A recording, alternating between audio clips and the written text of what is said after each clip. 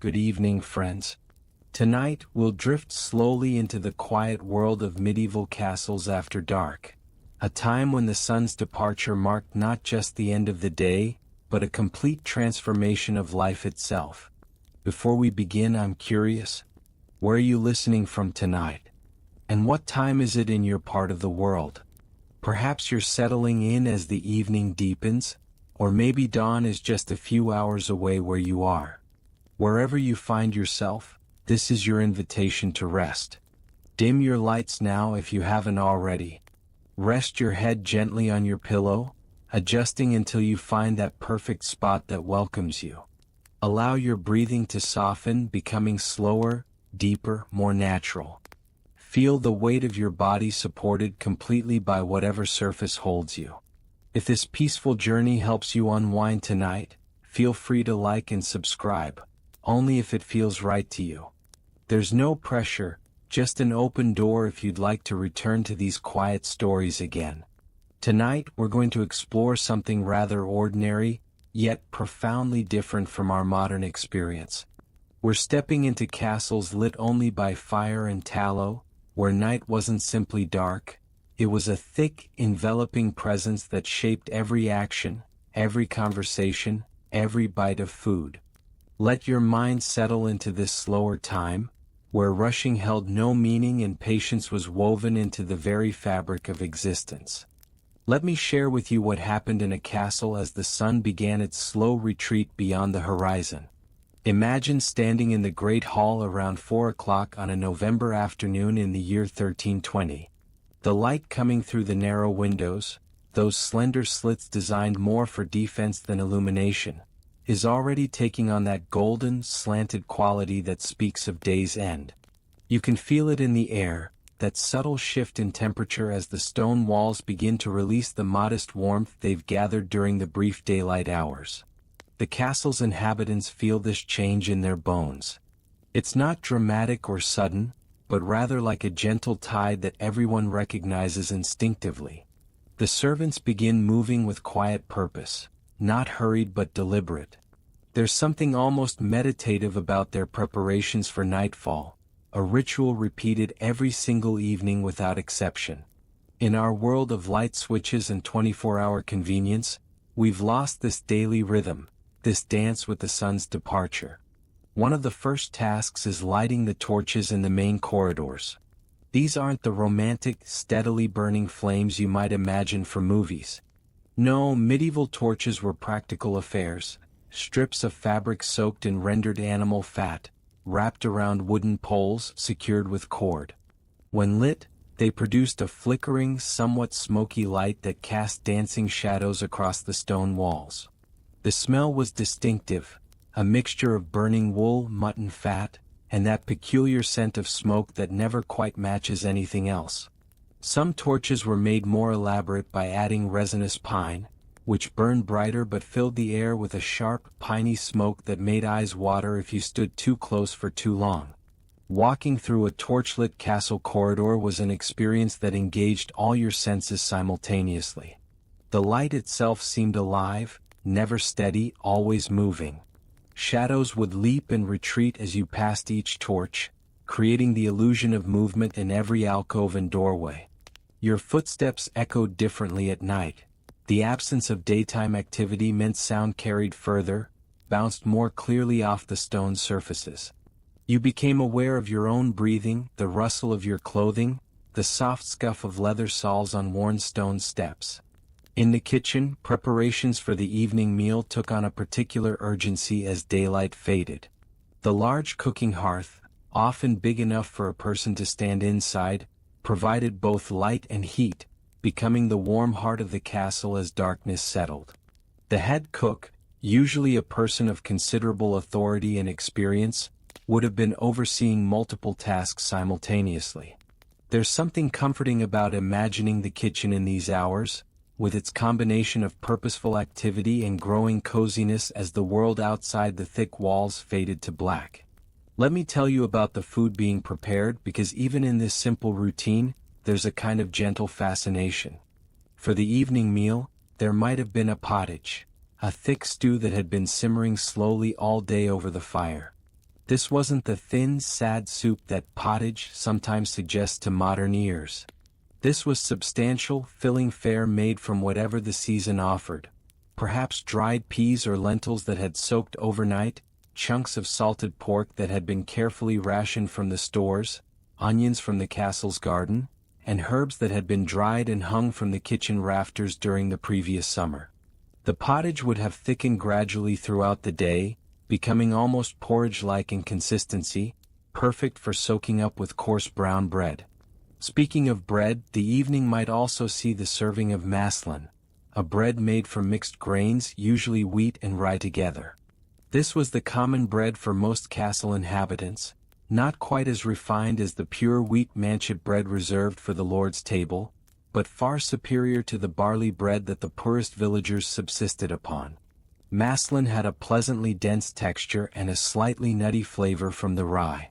When served warm from the brick oven, which retained heat for hours after the fire was raked out, and spread with a bit of butter that had been stored in the cool dairy, it was genuinely delicious in its simple way. In the year 1315, the price of wheat had soared due to terrible harvests brought on by unusual rains, making even this mixed grain bread a relative luxury. For something sweet, there might have been a small portion of stewed apples, preserved from the autumn harvest.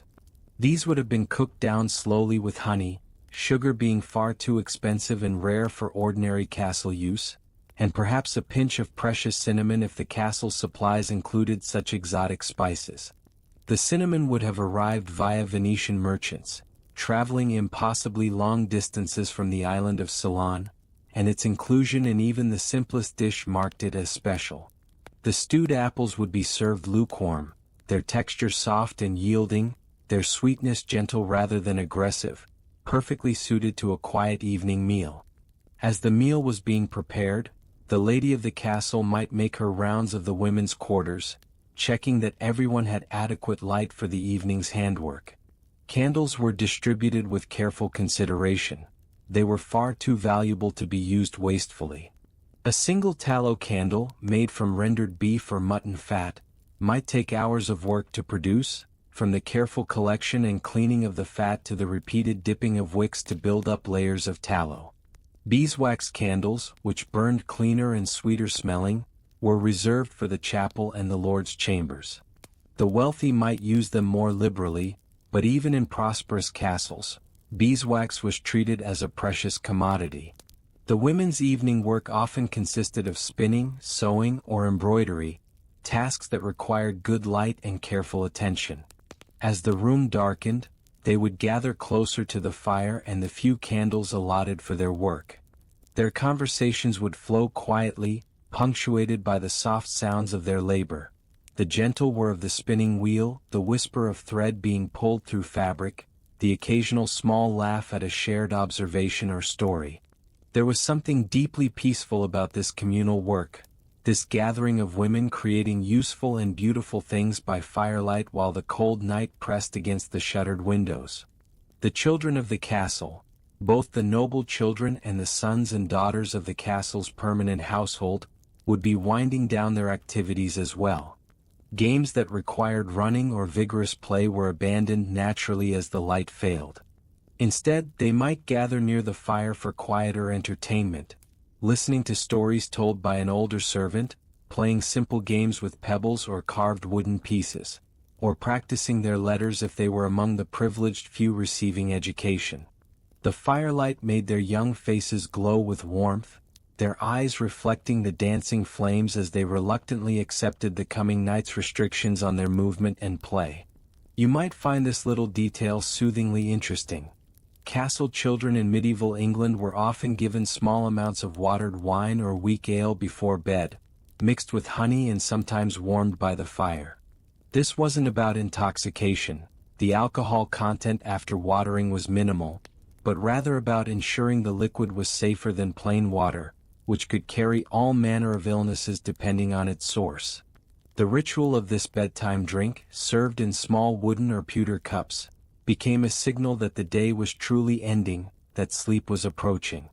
Imagine the quiet comfort of a child sipping this slightly sweet, gently warm drink by the fire, eyelids already growing heavy, the day's adventures fading into the pleasant haze of approaching sleep. As full darkness settled over the castle, a kind of hush would descend. Not silence. Castles were never truly silent, with their garrison of soldiers, their servants, their animals in the lower levels, but a definite quieting, a collective turning inward. The great hall, which during the day might have been a place of activity and even occasional chaos, became more intimate, the shadows between the torches deepening into pools of near-complete darkness. And now, as your own breathing deepens and slows, allow your mind to drift gently from this evening scene into the deeper night that awaits, where we'll explore together what happened when the castle truly settled into darkness, when even the last torch burned low and the medieval night revealed its full character. Let me take you deeper now into the medieval castle at night, into the pools of light that defined livable space once darkness fell. The castle after sundown became a completely different landscape, not defined by its architecture or its stone walls, but by its sources of light. Imagine that you could only exist, could only function, within the small circles of illumination cast by fires, torches, and candles. Beyond those circles lay not merely darkness, but a profound blackness that our artificially lit modern minds struggle to fully comprehend. The great hall's central hearth was the sun around which the evening's life orbited. This wasn't a decorative fireplace of the sort we might have in modern homes, a pleasant focal point for arranging furniture. This was a massive fire pit, often positioned in the very center of the hall, around which the entire social structure of the castle gathered in descending order of importance. The lord and lady sat closest, in carved wooden chairs with high backs that helped shield them from the drafts that crept along the floor. Their immediate family and most honored guests occupied the next ring of proximity to the warmth. Further out, like planets in increasingly distant orbits, sat the household officers, the skilled craftspeople, the soldiers, and finally, near the edges of the light, the lowest-ranking servants who might eat their portions standing up, warming themselves as best they could. The fire itself was a living presence that demanded constant attention. Several servants had the specific duty of fire tending, a responsibility taken quite seriously. The wood had been carefully selected and stored, ideally seasoned for at least a year to burn with less smoke. Oak was prized for its long, steady burn and good heat. Ash burned clean and hot. Pine, while it caught quickly and burned brightly, was used more sparingly due to its tendency to throw sparks and smoke. Throughout the evening, the fire tender would add logs with careful deliberation, positioning them to maintain steady heat without creating excessive smoke or flame that might become dangerous. The smoke itself was a constant fact of castle life. Yes, there was often a small opening in the roof above the central hearth, a louvre that could be adjusted to help draw smoke upward, but the draft was imperfect at best. On cold nights, when the outside air was particularly still, smoke would accumulate in the upper reaches of the hall, creating a hazy layer that everyone simply accepted.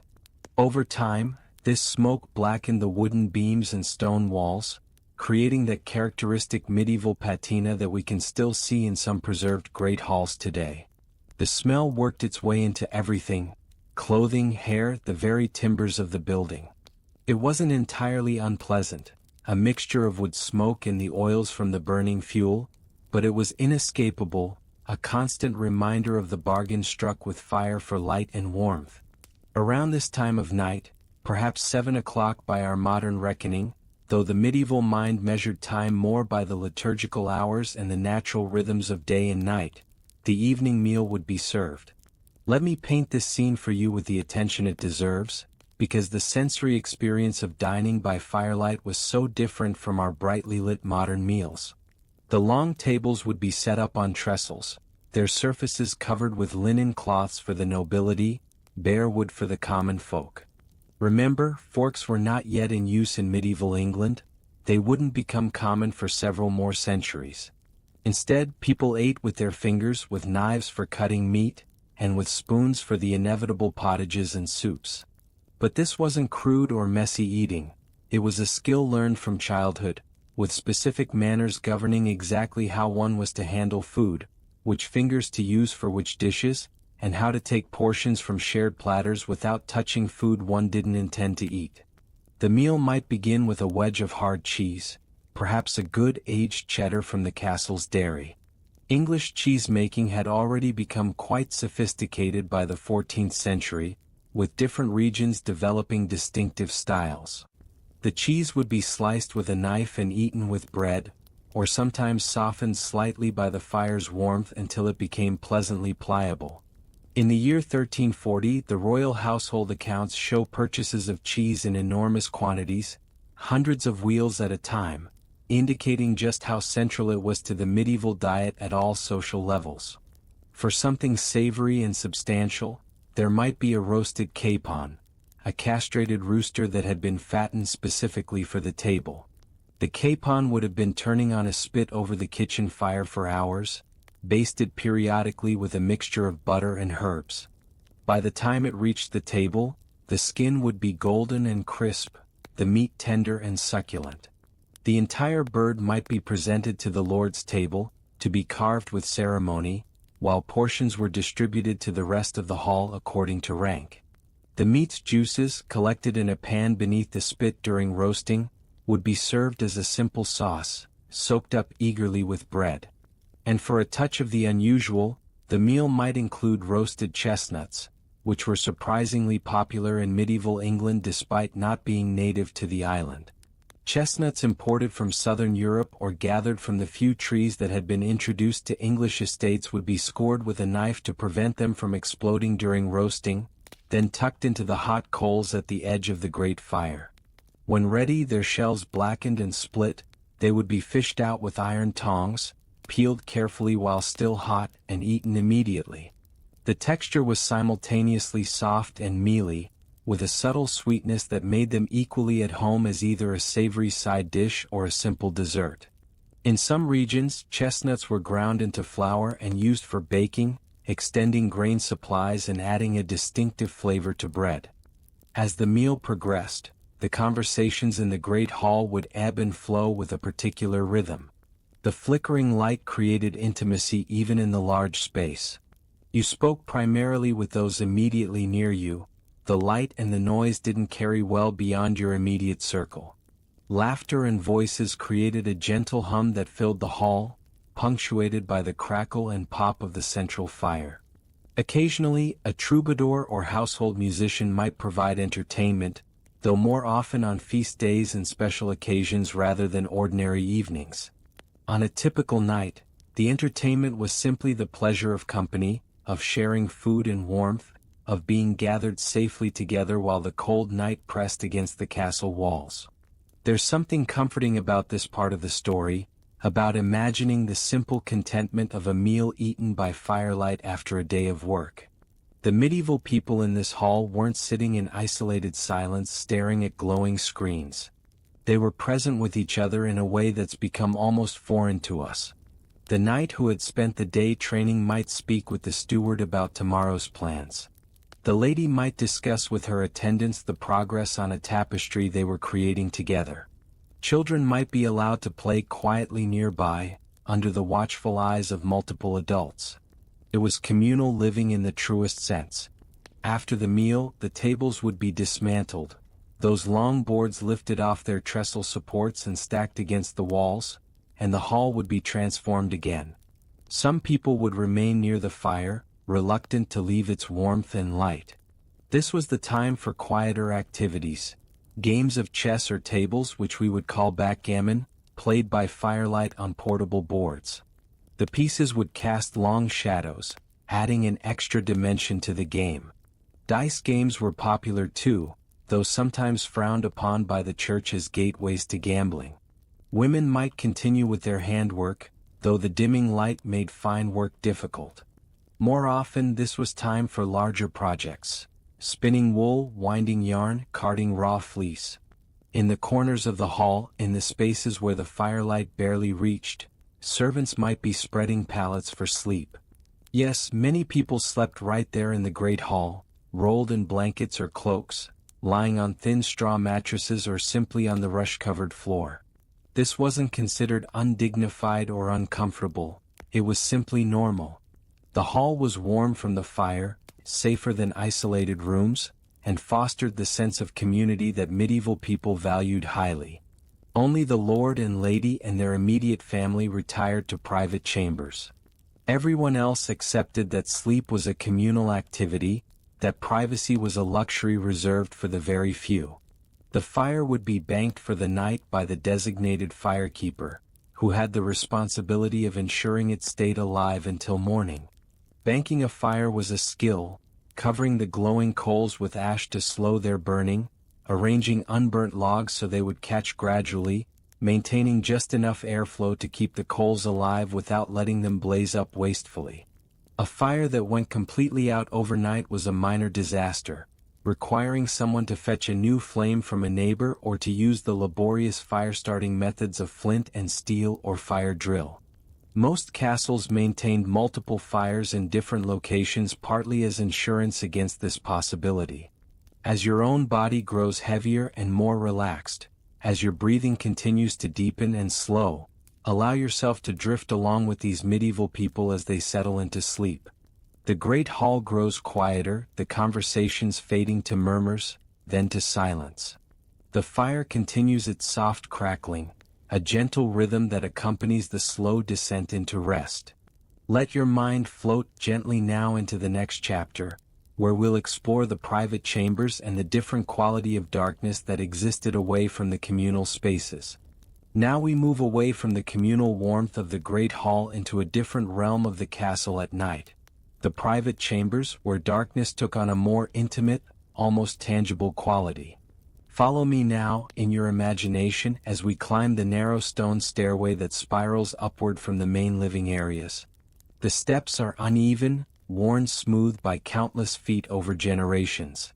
In the daytime, a bit of light might filter down from narrow window slits, but at night, these stairways are passages through nearly absolute darkness. Anyone moving through the castle at night would carry their own light source. Most commonly, this would be a simple candle, protected from drafts by cupping one's hand around it or carrying it in a pierced metal lantern. The lantern was really quite a clever invention, usually made of tin or iron with holes punched in decorative patterns that allowed light to escape while protecting the flame from sudden drafts that plagued every castle corridor. Some lanterns had a panel of thin, translucent horn that could be closed completely, dimming the light to a gentle glow while still keeping the candle lit. The light from these lanterns was warm but minimal, enough to see perhaps 2 or 3 steps ahead, but leaving everything beyond that small circle in complete darkness. The private chambers of the lord and lady were typically located in the upper floors of the keep or in a separate tower, placed there partly for security and partly to escape some of the noise and odors of the more crowded lower levels. The chamber door would be heavy oak, studded with iron, more for warmth and privacy than security. True security came from the castle's outer defenses and the guard stationed throughout. Opening this door on a winter night, you would immediately feel the difference in temperature. Despite whatever fire might be burning in the chamber's fireplace, these rooms were significantly colder than the great hall, with its mass of human bodies and large central fire. The lord and lady's bedchamber was furnished with the most valuable piece of furniture most castles possessed, the great bed. This wasn't simply a place to sleep, it was a statement of wealth and status, an item specifically mentioned in wills and inheritance documents. The bed frame itself was solid wood, often elaborately carved if the family could afford skilled craftwork. But the real luxury was in the textiles. Heavy curtains hung from a frame around the bed, creating a room within a room. These bed curtains served multiple practical purposes that we might not immediately recognize from our modern perspective. First, they created a barrier against drafts. Even with a fire burning in the chamber's fireplace, cold air infiltrated through every gap in the shuttered windows, through gaps around the door, even seeming to seep through the stone walls themselves on the coldest nights.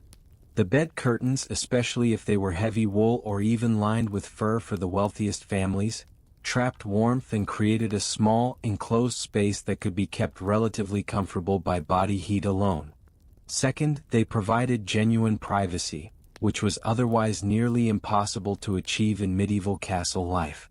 Even in these private chambers, servants might sleep on pallets on the floor, ready to attend to their lord and lady's needs during the night. The bed curtains meant that the lord and lady could have whispered conversations, could be intimate, could simply exist without being constantly observed. When those curtains were drawn closed, it was understood that the occupants were not to be disturbed except in genuine emergencies. Let me describe the bed itself in more detail, because there's something both foreign and fascinating about medieval sleeping arrangements. The base would be a lattice of ropes strung across the frame, tightened periodically to prevent sagging. This is actually where we get the phrase, "sleep tight," from the need to keep these ropes taut. Over the ropes would be laid a large mattress stuffed with wool, or for the wealthy with down feathers. This was covered with linen sheets, genuinely luxurious items that required hours of spinning and weaving to produce. Woolen blankets provided warmth, and in the coldest months furs might be added. The pillows were smaller and firmer than modern pillows, also stuffed with feathers or wool, and covered with the finest linen the household could afford. Before bed, on a small table near the fire, there might be a light evening refreshment. Perhaps a small dish of preserved fruits, plums or cherries that had been stored in honey, a preservation method that worked remarkably well. The honey not only prevented spoilage but also infused the fruit with additional sweetness. These preserved fruits, when taken from the stoneware pot, would be sticky with honey, their flesh soft and intensely flavored, a concentrated essence of summer enjoyed in the depths of winter. In the year 1285, the royal household accounts record significant purchases of honey specifically for preserving fruits, indicating this was a well-established practice among those who could afford it. For something more substantial, there might be a slice of cold meat pie, perhaps pigeon or rabbit, encased in a thick pastry crust that had been baked earlier in the day. Medieval meat pies were different from modern ones. The crust was often extremely thick and hard, serving more as a baking container than as something meant to be eaten, though the wealthy might eat it while the poor would use it just to contain the filling during cooking and then discard it. The filling would be chopped meat mixed with dried fruits and spices if available, creating that sweet-savory combination that medieval cooks seemed to favor. Eaten cold by candlelight as a bedtime snack, such a pie was both filling and comforting. And for something unusual, the evening refreshment might include a small piece of gingerbread. Now, medieval gingerbread was nothing like the soft, cake-like dessert we know today. This was a dense, hard confection made primarily from honey and breadcrumbs, heavily spiced with ginger and other expensive spices, then molded into shapes and allowed to dry until it was almost rock-hard. It was meant to be nibbled slowly, perhaps softened slightly in wine or ale. The ginger was imported at great expense from Asia, making even this small treat a display of wealth. Gingerbread was sometimes molded into decorative shapes, even gilded with real gold leaf for special occasions, turning food into art. The fire in the bedchamber would be smaller than the great hall's hearth, but still substantial enough to provide warmth and light. Someone, usually a chamberlain or a trusted servant, would have prepared it carefully before the lord and lady retired, ensuring there was enough wood stacked nearby to last the night, arranged so that they could add to the fire themselves if needed without leaving the warmth of the bed. The fireplace in these upper chambers usually had a proper chimney, rather than the open hearth of the great hall, which meant less smoke but also sometimes less efficient heating. The stone surround of the fireplace might be carved with family heraldry or religious symbols, a touch of decoration in otherwise austere rooms. The fire's light played across the chamber walls in endlessly shifting patterns. If there were tapestries hanging, which there would be in any castle of significant wealth, they seemed to move in the flickering light, their woven scenes of hunts or biblical stories appearing almost alive. Tapestries served a crucial practical function beyond their beauty. They created an air space between the cold stone walls and the room's interior, providing a layer of insulation. The finest tapestries came from Flanders and were extraordinarily expensive, sometimes worth more than the castle itself. Even simpler versions, woven locally from coarser wool, made a significant difference in comfort. In the chamber's shadows, away from the fire, the temperature dropped noticeably. A ceramic or stone jug might sit near the fire, filled with water that was kept reasonably warm for washing before bed. Washing was done with care and speed. Stripping down in a cold room was unpleasant at best. Usually, people would wash their hands and faces, perhaps their feet, then quickly don their night clothes and retreat to the bed. Night clothes existed, contrary to some popular beliefs. They were simply long, loose shirts or smocks of linen, similar to undergarments but cleaner and reserved for sleep. The candles in the chamber would burn in holders specifically designed for safety, often iron stands with wide bases or ceramic dishes that would catch dripping wax. Before sleep, most candles would be extinguished, leaving only one burning low or sometimes none at all, depending on personal preference and the remaining supply of candles. Some people feared complete darkness and insisted on keeping a small light burning all night.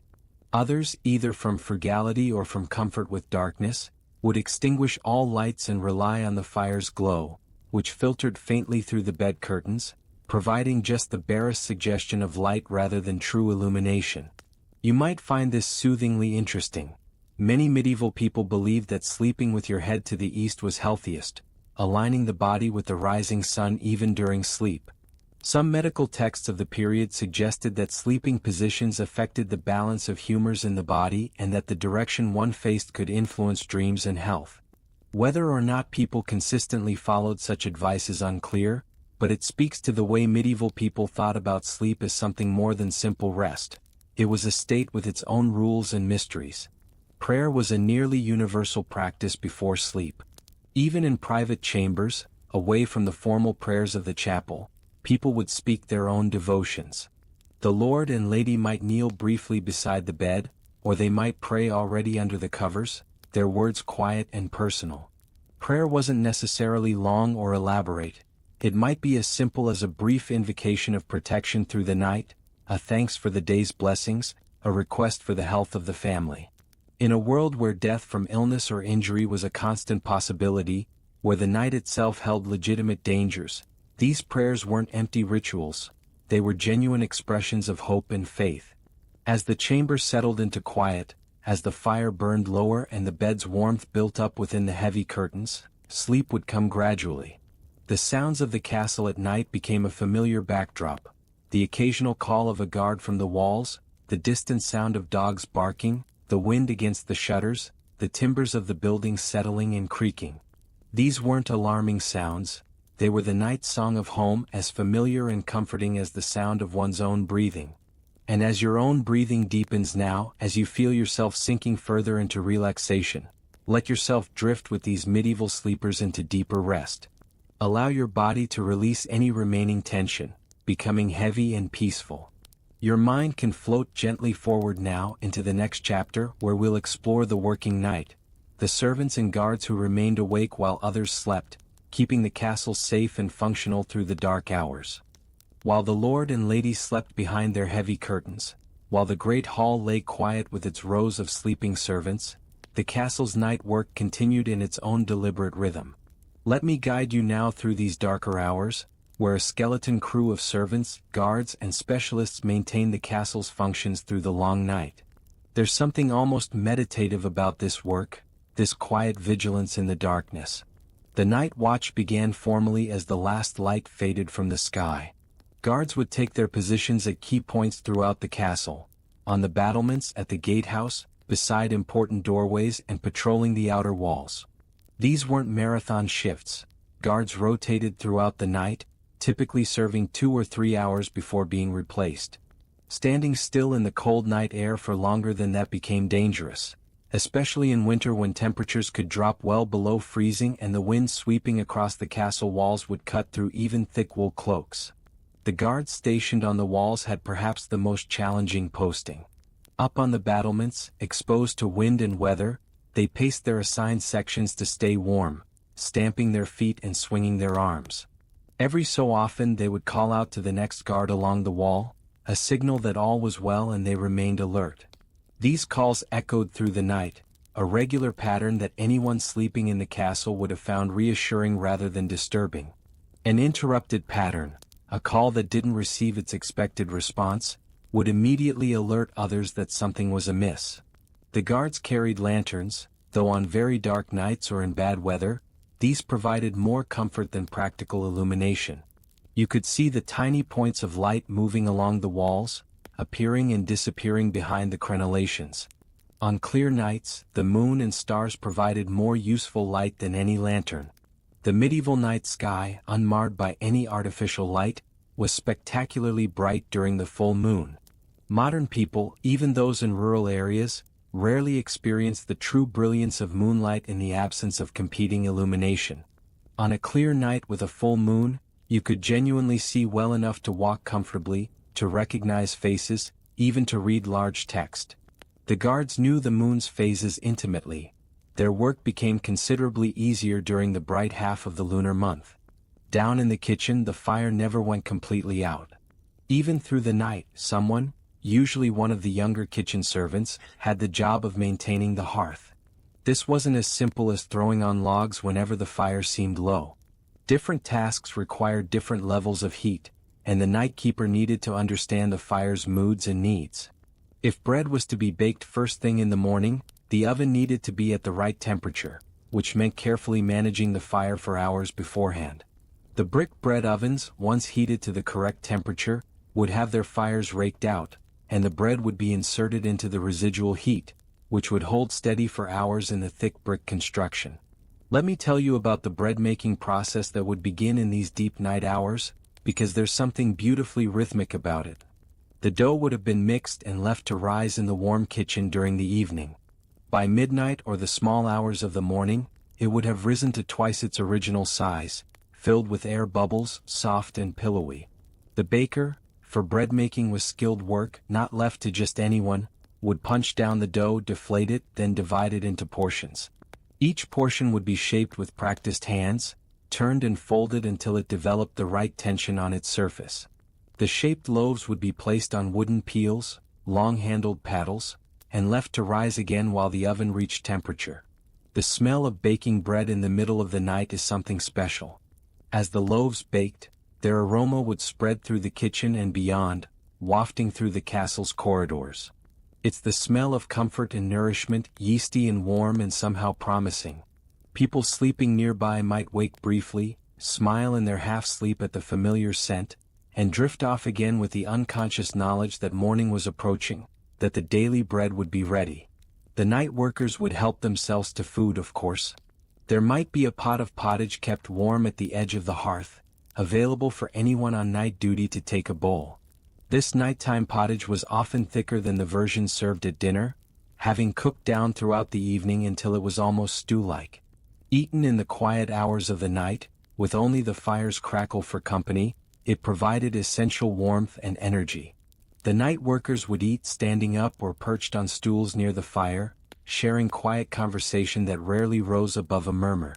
There was a camaraderie in this shared wakefulness, a sense of being in on a secret while the rest of the castle slept. For something sweet during these long hours, there might be small cakes made with honey and oats, baked earlier in the day and set aside specifically for night workers. These were dense, chewy, not particularly refined but deeply satisfying. The honey provided quick energy, while the oats offered longer-lasting sustenance. In the year 1300, honey was the primary sweetener for all classes, and oats were considered excellent food for maintaining strength and endurance, recognized as such long before modern nutrition science confirmed their benefits. A few of these small cakes, washed down with ale, could sustain someone through a long watch. And for something more unusual, the night kitchen might offer a dish called frumenty, a strange word for a strange food by modern standards. Frumenty was made from wheat grains that had been cracked and boiled for hours until they became soft and porridge-like, then enriched with egg yolks and milk. Sometimes it was sweetened with honey or sugar if available, other times seasoned with salt and used as a savory dish.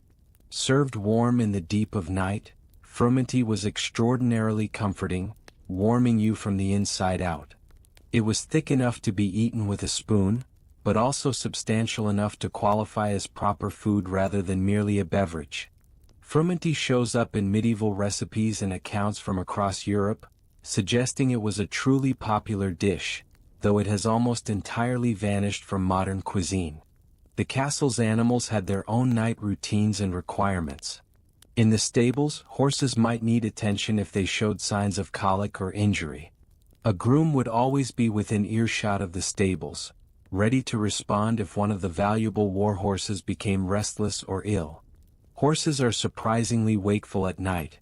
They sleep far less than humans, and their rest comes in short bursts rather than long periods.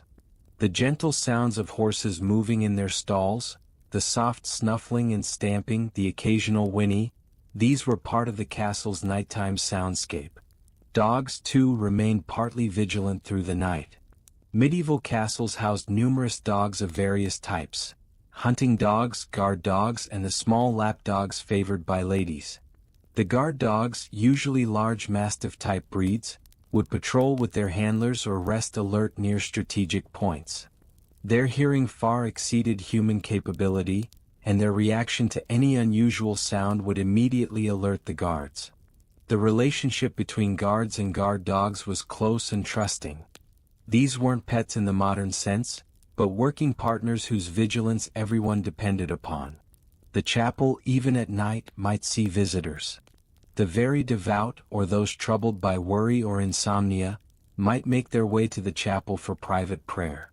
A single lamp or candle would be kept burning continuously before the altar, a symbol of God's constant presence. In the near-complete darkness, this small flame took on immense significance, a point of light that seemed to push back not just physical darkness but spiritual shadows as well. People would pray in whispers or in silence, finding comfort in the familiar space even when they could barely see its features. There's something peaceful about imagining the castle at this deepest part of night, when most sleep but some remain wakeful, keeping watch, maintaining the fires, preparing tomorrow's bread. It was a system that had evolved over centuries, refined through experience, balancing the need for security with the reality of human endurance. No single person carried the full burden. It was shared and rotated, understanding that night duty was demanding and sometimes tedious, requiring both alertness and patience. The turning point of night came in the hours before dawn, when the guards on the eastern walls would watch for the first hint of light along the horizon. This wasn't sudden, it was gradual, a barely perceptible shift from absolute darkness to the faintest gray. But for people living without artificial light, this subtle change was significant and welcome. The new day's approach meant the night watch was almost complete, that the ordinary rhythms of castle life would soon resume. In the kitchen the pace would quicken slightly. The bread would be coming out of the oven, its crust golden and firm, its interior soft and steaming. Preparations for breakfast would begin, porridge to be mixed and set over the fire, dried fish to be soaked and prepared, ale to be drawn from the barrels. The castle would begin to stir, people waking in stages, the silence breaking into soft conversations and the sounds of movement. As you rest now in your own comfortable darkness, as your body lies heavy and peaceful, let your mind drift gently forward with these night workers as their long watch approaches its end. Feel yourself relaxing even more deeply, your breathing slow and easy, your thoughts growing quieter. Let us move together now into the next chapter, where we'll explore the personal nighttime habits and rituals that would have been so familiar to medieval people, yet feel rather foreign to us.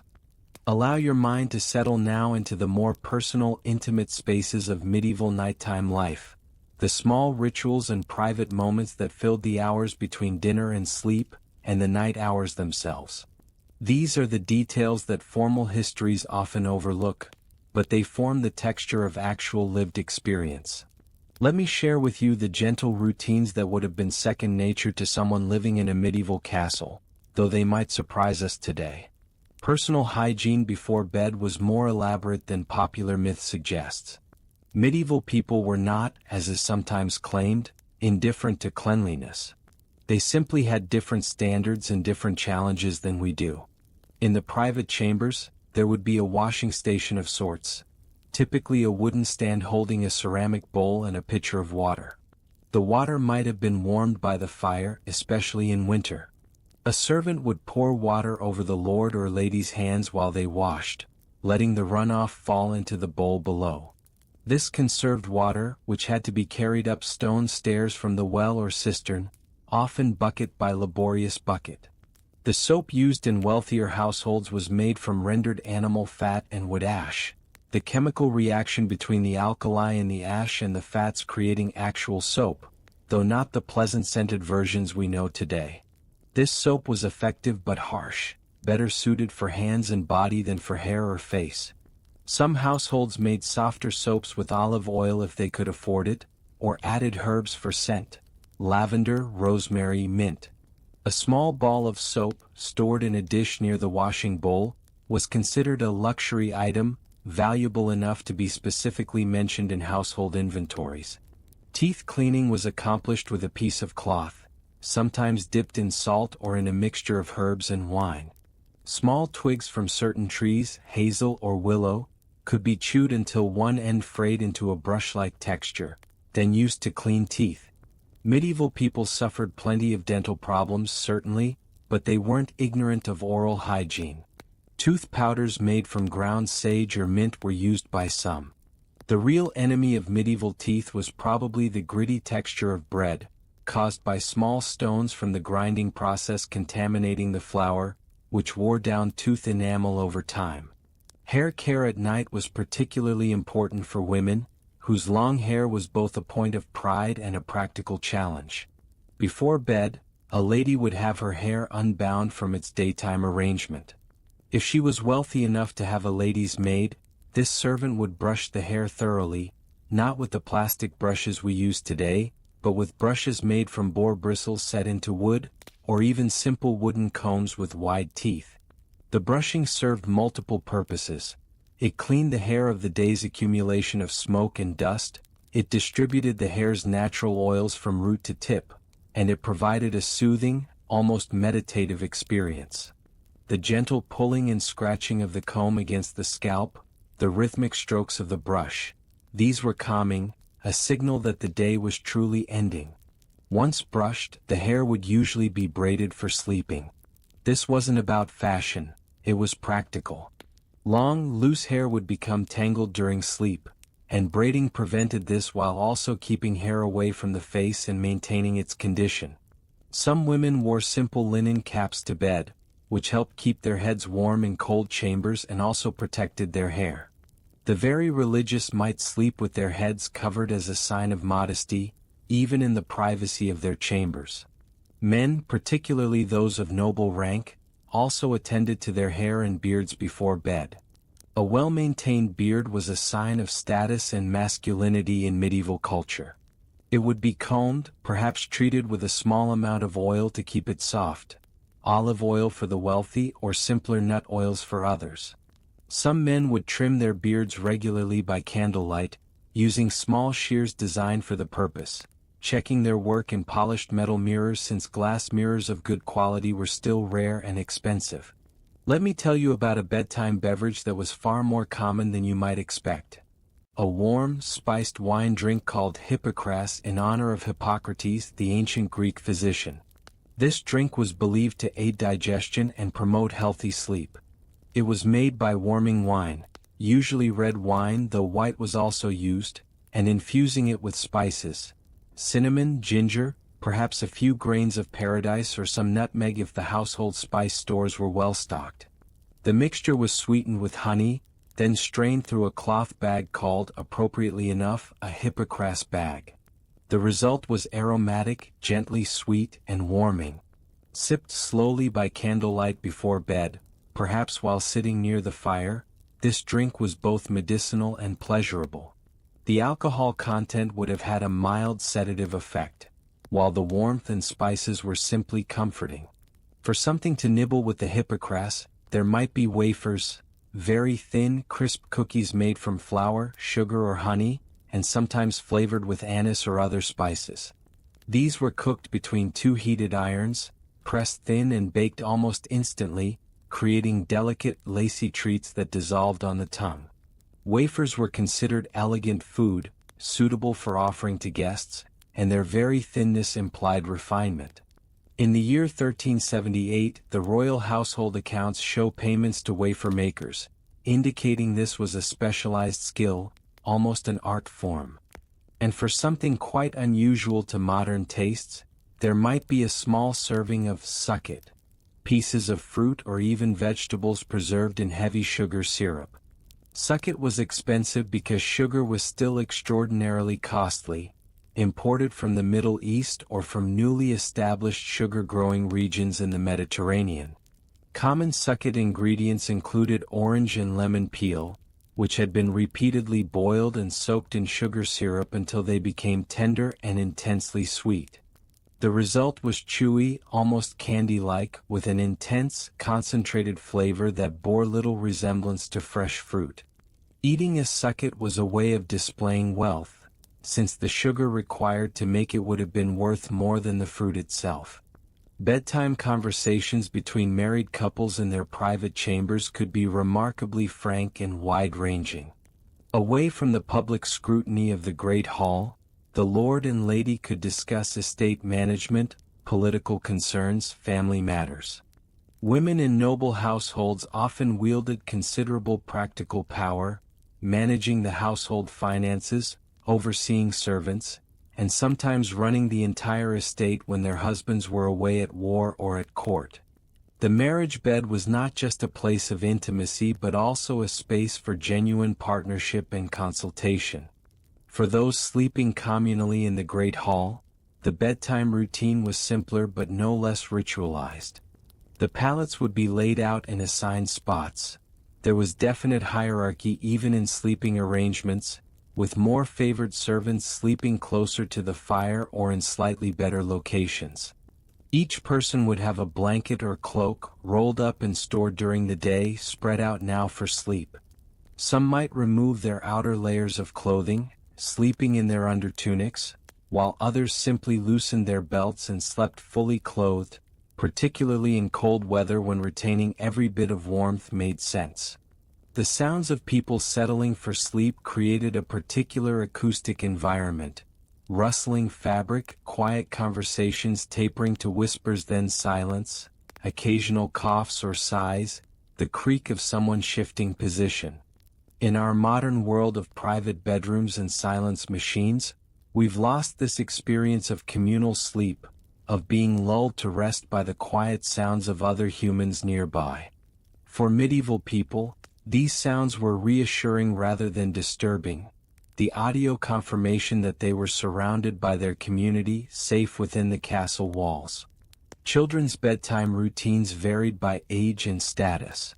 Very young children of noble families might sleep in the same room as their parents or with their wet nurse or nursemaid. As they grew older, they would transition to sleeping with other children or with servants assigned to watch over them. Bedtime stories were a real tradition, though not in the form of printed books. Instead, stories were told from memory: fairy tales, saints' lives, family histories, local legends. A child lying in the darkness, listening to a familiar voice tell a familiar story, would feel the same comfort children have always felt in this situation. Some things about human nature don't change across centuries. Prayers at bedtime were universal, as I mentioned earlier, but their specific forms varied. Some people recited formal prayers from memory, paternosters, Ave Marias, specific devotions to favorite saints. Others spoke more freely, listing the people and concerns they wanted to commend to God's care. Some prayers were whispered, others silent. The very devout might pray at length, while others kept their devotions brief. But almost everyone prayed something before sleep, a habit ingrained from earliest childhood and reinforced by the constant presence of religious imagery and practice in medieval life. You might find this detail interesting. Many people believed that demons and evil spirits were particularly active at night, and that prayer and holy signs offered protection during these vulnerable hours. This belief was taken quite seriously. Holy water might be sprinkled around the room before sleep. Small crosses or religious medallions were kept near the bed or worn even during sleep. These weren't mere superstitions. They were genuine beliefs about the nature of reality, and they provided real comfort and a sense of security to people living in a world full of uncertainties and dangers they couldn't always explain or control. The transition from wakefulness to sleep was usually gradual. There were no bright lights to suddenly switch off, no screens to close.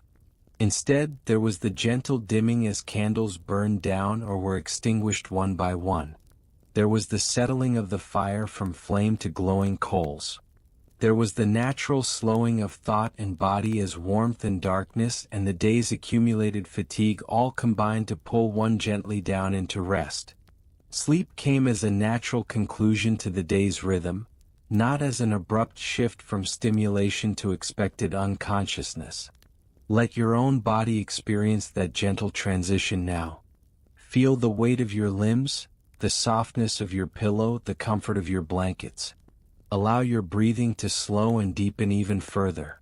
Release any remaining tension from the day. As you drift deeper into relaxation, let your mind float gently forward into the final chapter, where we'll explore the experience of the deep night and the gradual return of dawn. We arrive now at the deepest, quietest part of the night in our medieval castle. That still, suspended time between midnight and dawn when sleep claims most strongly and the night seems endless. Let yourself settle even more deeply into rest as we explore these hours together. There's a particular quality to this time, a profound stillness that our artificially lit modern nights rarely achieve. The castle in these hours is at its most quiet. Even the night workers have fallen into their own rhythms. Their necessary activities become routine and soft. The guards on the walls are in their third or fourth rotation, those fresh from sleep replacing those who will now go to rest. The kitchen fire has been carefully banked, burning low but still alive. Most of the castle's inhabitants are deep in sleep, and the building itself seems to breathe slowly, its stones releasing the day's accumulated warmth, its timbers settling and creaking in that particular way buildings have at night. For those who happen to wake during these deep hours, and many people did, experiencing what historians call segmented sleep, the quality of the darkness was remarkable. It's difficult for us to truly imagine it. In our world, even in the darkest rural areas, there's usually some ambient light. Distant street lights, the glow of a nearby town, the LED lights on our devices. But in a medieval castle, on a moonless, cloudy night, with all candles extinguished and the fire burned down to barely glowing coals, the darkness was complete and tactile, almost liquid in its density. This darkness didn't frighten most people as it might frighten us. They were accustomed to it and had lived with it all their lives. When you wake in the night, you might lie quietly for a while, thinking, praying, or simply existing in the dark. You might hear the quiet breathing of others sleeping nearby, if you were in the great hall, or the soft presence of your spouse, if you were in a private chamber. You might hear distant sounds, an owl calling, wind against the shutters, a dog barking somewhere in the castle complex. These sounds were familiar, expected, not alarming. Some people would use these wakeful periods productively. If you were sleeping in the private chamber with a banked fire, you might get up quietly, add a log to bring up some flame, and use the light and wakeful time for prayer or contemplation. Some people had small books of hours, prayer books with text and illuminated illustrations, and would read by firelight during these wakeful periods. The very act of reading by such limited, flickering light required patience and focus, but it was also meditative, connecting the reader to centuries of tradition. Others might have a small drink of water or wine, kept nearby for this purpose, or step out briefly to use the garderobe, the castle's toilet facility, which was usually a small chamber with a stone seat set over a shaft that dropped down to the moat or to a cesspit far below. The garderobe was cold and drafty, positioned deliberately in exterior walls so the shaft could exit the castle without creating internal hygiene problems. Using it in the middle of the night required genuine commitment, and many people preferred to use chamber pots kept in or near their sleeping areas, to be emptied by servants in the morning. These wakeful periods between sleep segments might last an hour, sometimes more. It wasn't insomnia in the troubled modern sense. It was simply a different pattern of sleep, one that was normal and expected. Eventually, drowsiness would return, and people would settle back into their second sleep of the night, often sleeping more deeply in this later portion. Let me tell you what someone might eat if they felt genuinely hungry during these night awakenings, because this was common enough that provisions were often made for it.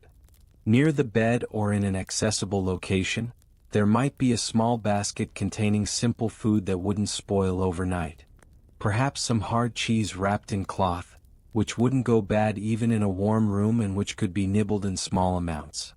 The sharp, salty flavor of aged cheese was satisfying even in small quantities, settling the stomach without filling it uncomfortably. There might also be some dried fruits, apples or pears that had been sliced thin and dried in the sun or near the fire until they became leathery and concentrated in flavor. Dried fruit was valuable for its sweetness and for its keeping qualities. A few pieces of dried apple, chewed slowly, provided quick energy from their natural sugars and also satisfied the desire for something sweet without requiring any preparation or light to eat safely. And for something more unusual, there might be some comfits, seeds or small pieces of spice coated in multiple layers of hard sugar. Making comfits was a time-consuming process, rolling the centerpiece in sugar syrup repeatedly, allowing each layer to dry before adding the next, building up a hard shell. Caraway comfits were popular, the strong, distinctive flavor of the caraway seed contrasting with the sweetness of the sugar coating. Coriander seeds were also commonly made into comfits. These were eaten one or two at a time, allowed to dissolve slowly in the mouth, and were believed to aid digestion and sweeten the breath. They were small luxuries, expensive due to the sugar required, but a small box of comfits could last a long time if rationed sensibly. As the night progressed toward morning, subtle changes began. The guards on the walls would notice at first a barely perceptible lightening of the sky in the east, more a feeling than something clearly visible at first. The stars in that direction would begin to fade while overhead they still shone brightly. The darkness shifted in quality, becoming slightly less absolute, though it would still be quite dark for some time to come. Inside the castle, people began to stir.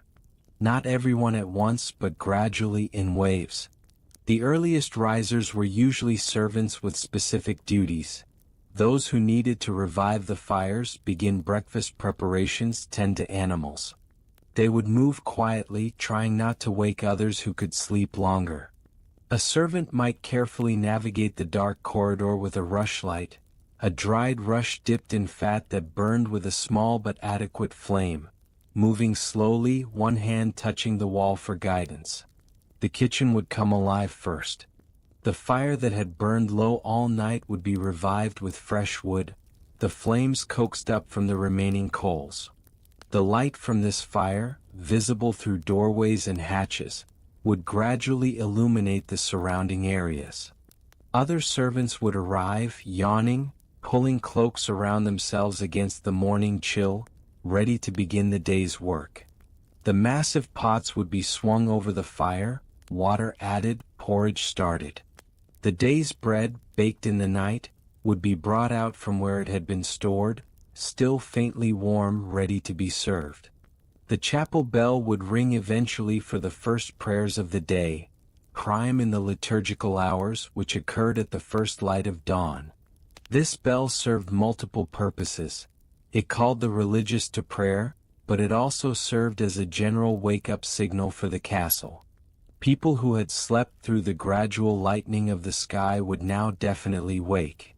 In the great hall, people would stir from their pallets, rolling up their blankets, preparing to start the day. There was no sudden switch from night to day in medieval life. Instead, there was this long, gentle transition, the castle gradually coming to life as the light increased. People would visit the wash basins, splashing cold water on their faces to wake fully. They would dress in their day clothes, or simply add the outer layers they had removed for sleep. Conversations would begin, quiet at first, then growing in volume as more people woke and the day established itself. The morning meal was usually simple. Porridge was common, oatmeal cooked with water or milk, perhaps sweetened with honey or flavored with salt depending on preference and availability. There would be bread, of course, yesterday's bread for common folk, fresh bread for the nobles. There might be ale. Yes, even at breakfast, since it was safer than water and provided calories and nutrition. Some people would break their fast with cold meat from the previous night's dinner, or with cheese and bread, or with whatever seemed appealing and was readily available. As the light strengthened, people would open the shutters on the windows, letting in the dawn air, cold and fresh. The interior of the castle, which had been close and smoky from the night's fires, would be refreshed. People would step outside into the castle courtyard, relieved in some ways to return to a world where they could see clearly, where they could move about without needing to carry light, where the day's work could proceed efficiently. But there was also, perhaps, a small nostalgia for the night's intimacy, for the way darkness had brought people closer together around fires, had slowed life to a more manageable pace, had created space for rest and conversation and quiet contemplation. The night had been a different world, operating under different rules, and some people might feel a small reluctance to leave it behind entirely. As you rest now in your own comfortable darkness, you can appreciate both the strangeness and the familiarity of medieval night. Strange in its complete dependence on fire for light and warmth, in its acceptance of cold and darkness as natural facts, in its different patterns of sleep and activity. But familiar in the basic human experiences it contained: the comfort of shared meals, the importance of small rituals, the security of sleeping in community, the gentle transition from day to night to day again. The medieval people we've spent this night with lived in a world profoundly different from ours in many ways, yet their basic needs and experiences were recognizably human. They sought warmth and safety, comfort and rest, community and privacy. They found pleasure in food, even simple food. They valued light and understood darkness. They prayed and hoped and worried and loved, just as humans always have and always will. As the dawn completes its arrival in our imagined castle, as the night's darkness recedes and ordinary life resumes, allow yourself to sink even deeper into your own rest. You've traveled through a complete night in a medieval castle, experiencing its rhythms and rituals, its challenges and comforts. Now you can release all of these details, letting them fade gently from your conscious mind, becoming simply a soft backdrop to your own deepening sleep. Your breathing is slow and regular now, your body completely relaxed, your mind quiet and calm. The story has carried you through the night, and now it sets you gently down in the peaceful place where sleep becomes deep and restorative. Let go of any remaining awareness of the room around you, of the time, of anything beyond this moment of perfect rest. Thank you for traveling through this gentle piece of history with me tonight. I hope the story of medieval night has carried you somewhere peaceful, somewhere conducive to rest. If you drifted into peaceful sleep somewhere along the way, that's exactly what this was meant to do. If you'd like to share where you finally drifted off, or if there was a particular moment that resonated with you, I'd love to hear about it in the comments below. For now though, there's nothing you need to do but rest. Let go completely. Allow sleep to take you fully now, deep and refreshing, the kind of sleep that heals and restores. The castle is quiet, the fires are banked, the guards are keeping watch. You are safe and warm and free to simply rest. Sweet dreams, friends. Sleep well.